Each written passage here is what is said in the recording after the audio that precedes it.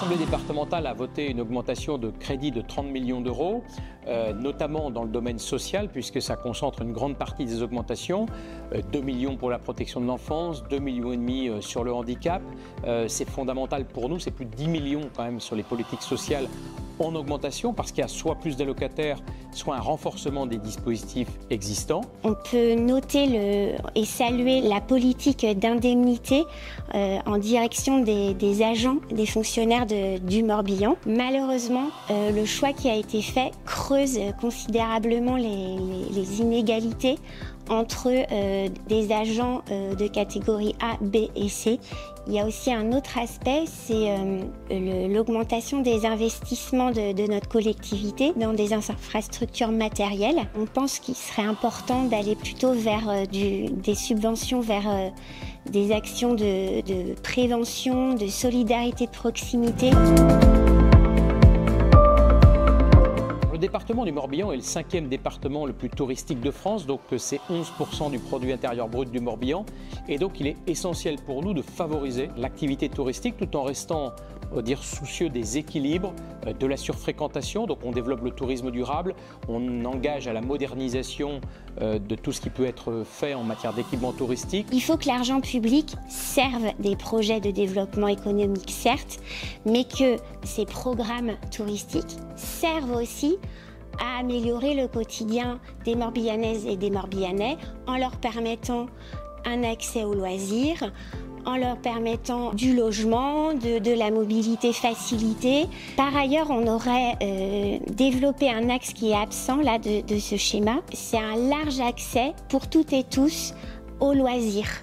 Aujourd'hui, par exemple, il y a seulement 4% des personnes en situation de handicap en Morbihan qui ont accès à une pratique sportive.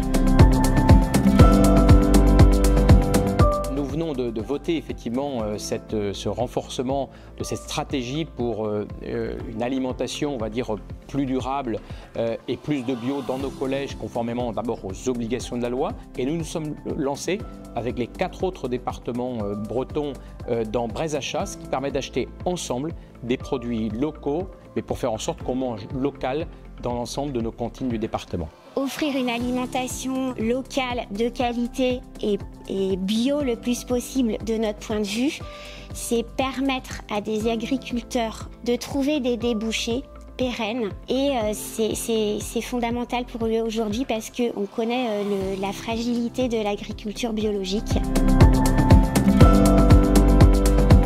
Alors le département du Morbihan a effectivement adopté sa politique en faveur de l'éducation et de la jeunesse. Peut-être au préalable rappeler quand même que le département fait énormément à travers un pan de son activité qui est celui des collèges.